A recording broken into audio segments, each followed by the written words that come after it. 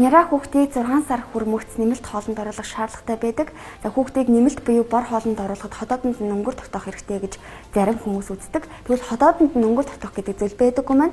Ходоодонд нь өнгөр тогтоох гэж байна гэд за одоо хөхнөөс гарч байгаа хүүхдээ шууд одоо будааны шүүс өгөх, будааны зутан өгөх зэргийн буруу үйлдэлүүд эцэгчүүд маань түгээмэл гаргадаг юм байна. Тэгэхээр хүүхдийн одоо хөгжил 0-1 наснда маш хурдцтай өсдөг учраас шин тэжээлтэй хоол хүнсийг өгөх нь чухал байдаг юм байна.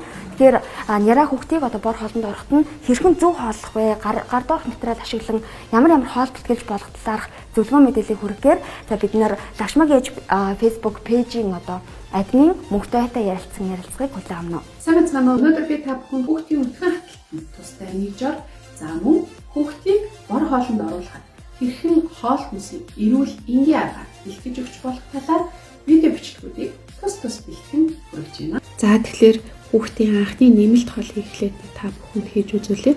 Би нэг ширхэг луун арилгаа дугаачсан байна. За үүнийг 3 хэлбэрт хэрчээд 15-аас 20 минут чигнэн луунгийнхаа сонголтын дээр сайн анхаарах хэрэгтэй.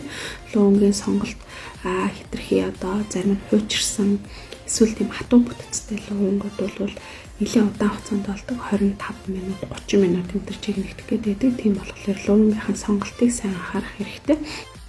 За хуруу хэлбэрт хэрчээж байгаа учир нь бол сүүлийн жилүүдэд дэлхийд нэлээд өргөн хэрэглэгдэж байгаа baby led vegan буюу хүүхэд өөрийгөө хооллож сурах арга барилд сургахын тулд хүүхдийг анх бор хоолнд орсон цагаас нь ахуулаад бүхэл хоолтой танилцуулдаг ийм арга байдаг. За энэ хүү аргын талаар интернетээс ээжүүд маань нэлээд сайн хайлт хийж агаад одоо энэ аргаар бас хүүхдэд хоолнд оруулах юм бол давуу талуудаас маш олон байдаг байгаа. Ерөнхийдөө хүүхдийг хоолнд оруулахдаа хоёр янзаар оруулж болох нь нэг нь бүхэл хоол, нөгөөх нь нугш хэлбэрийн хоол. За эсвэл энэ хоёрыг зэрэг эхлүүлэх юм бүрэн боломжтой. За хүүхдийн хоолны бүтцийг бас сайн анхаарах хэрэгтэй. Зарим хүүхдүүд өтгөн, зарим хүүхдүүд шингээ иддэг. Бариулж идүүлэх гэж байгаа луунгийнхаа гол хэсгийг бас сайн анхаараарай. Гол нь хатуу ах юм бол бас хүүхд хахах юм эрсдэлтэй. Луун бол температур нь хүрсэн байгаа.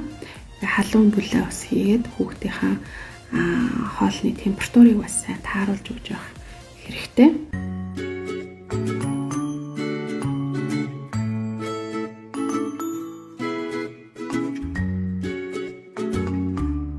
За өтгөн хаталтын эсрэг жороо та бүхэндээ танилцуулъя. Агшаас нь цагаан бодоо 50 г, 30 г хар гүнжтийн үр орчин.